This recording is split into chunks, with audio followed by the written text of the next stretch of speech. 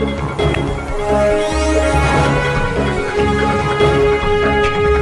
दीपचंद रैना स्वागत करता हूँ आप सभी का भारत जी लाइव न्यूज़ चैनल के अंदर। दोस्तों अभी हम आए हुए हैं वृद्धाश्रम में, जो कि विशिष्टा Kumar memorial old age home है, और यहाँ पर हमारे साथ में जुड़ी हुई है एसडीटी से यहाँ पर आई हुई है, जो कि बुजुर्गों के लिए डेंटल क्लिनिक लगाया है आज उन्होंने। तो आइए हम इनसे जानते हैं कि आप नाम बताएं पहले। मेरा नाम डॉक्टर रंगोली है। मैं एसडीटी यूनिवर्सिटी से यहाँ पे आई हूँ। हमारे डेंटल कॉलेज में पब्लिक हेल्थ डेंटिस्ट्री डिपार्टमेंट से कैंप्स ऑर्गेनाइज होते हैं। तो आज यहाँ Vashishtha Kumar memorial old age centre में हमने एक स्वास्थ्य कैंप लगाया था। ये कैंप ग्रामीण विकास समिति के साथ में लगाया गया है। इस कैंप में हमने जितने भी बुजुर्ग हैं उनके दांत देखे और उनके रहने सहने का तरीका देखा। यहाँ पे जितने भी बुजुर्गों का हमने इलाज देखा या इलाज उन्हें बताया, उसमें हमने ये चीज़ देखी कि काफ़ी लोगों के दांत मिसिंग है। तो उसके लिए हमने उनको ट्रीटमेंट दिया।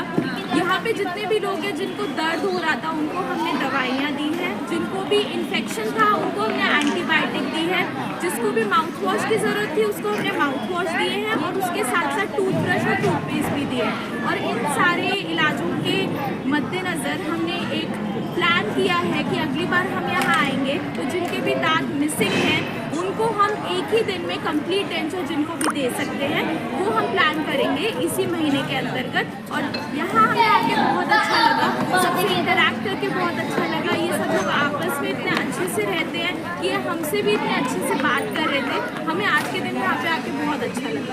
कुछ आपको जो है यहाँ पे कोई ऐसा दिखाई दिया हो कि आपकी नजर में इनको तो बहुत पहले आ जाना चाहिए, इनको जो है कोई बड़ी बीमारी हो चुकी है, तो ऐसा कोई पर्सन आपको नजर आया?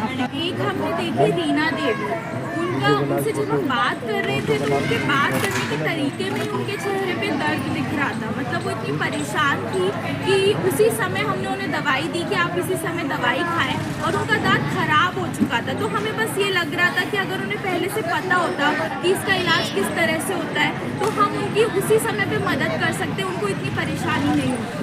देखा जाता है कि आमतौर पर मुंह का कैंसर वगैरह हो जाता है, इस बारे की कोई आपको जानकारी मिली इन बुजुर्गों के अंदर? जी, यहाँ पे जो मैंने देखा, यहाँ पे तंबाकू बहुत कम लोग खाते हैं, और जो एक हमें दिखी थी जिनकी ओरल कैंसर था उनका ओरल कैंसर ठीक हो चुका था। तो यहाँ पे जितने भी लोग रहते हैं उनको हमने तंबाकू से रिलेटेड ज़्यादा इन्फॉर्मेशन इसकी नहीं दी क्योंकि वो खाते ही नहीं है। रहन सहन के मामले में उनको थोड़ा सा हमें लगा कि मल्टीविटामिन और मल्टीन्यूट्रिएंट्स देने चाहिए जिससे कोई और गंभीर बीमारी उन्हें ना हो।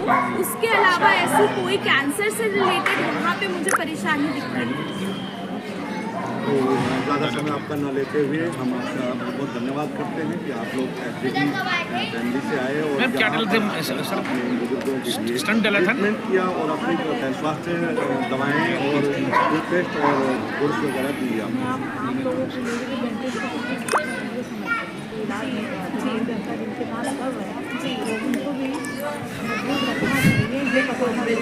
कुछ सजेशन देना चाहेंगे?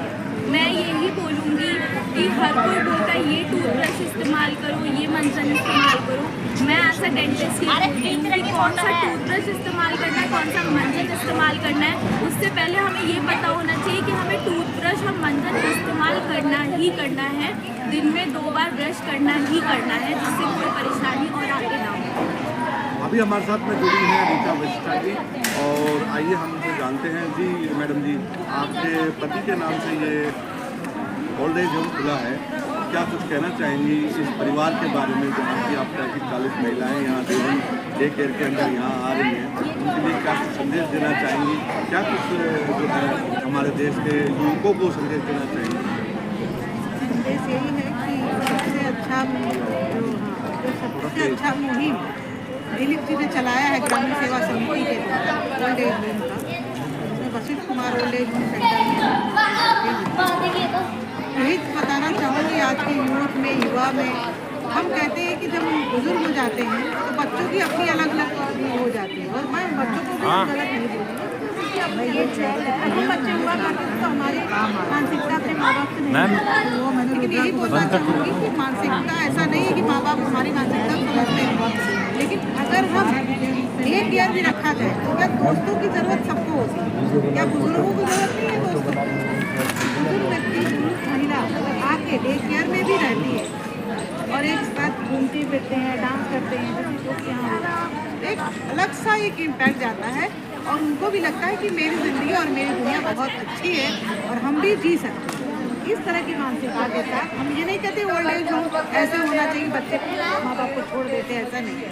अपने माता पिता की सेवा करते हुए भी ओल्ड एज होम कर सकते हैं, उन्हें डे केयर भी कर सकते हैं। जिनके बच्चे नहीं हैं, जिनकी सेवा नहीं हो पा रही, वृद्धाश्रम जैसे कि यहाँ पे हमारी माताएं यहाँ पर जो रह रही हैं उनकी सेवा हो रही है प्रॉपर। आप जैसे आप जो हॉस्पिटल सर्विसेज जो सिविल हॉस्पिटल से इस तरह से इनका केयर हो जाता है। इस केयर के साथ हमें वृद्धाश्रम से डरना नहीं चाहिए। हमें लोगों को यही संदेश देना चाहिए कि अपने माता पिता की सेवा करें, अगर है नहीं है माता पिता के लिए हम लोग इस तरह के ताकि जाए। धन्यवाद। तो देखा आपने किस प्रकार से ऋचा प्रसिद्धि ने अपने बुजुर्गों के लिए अपना प्यार दिखाया।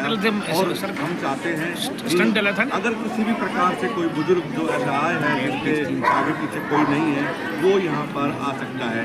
यहाँ पर हमने देखा है कि किस प्रकार की सुविधाएं मिलती हैं। यहाँ पर आई स्पेशलिस्ट भी चेकअप करता है मंथली।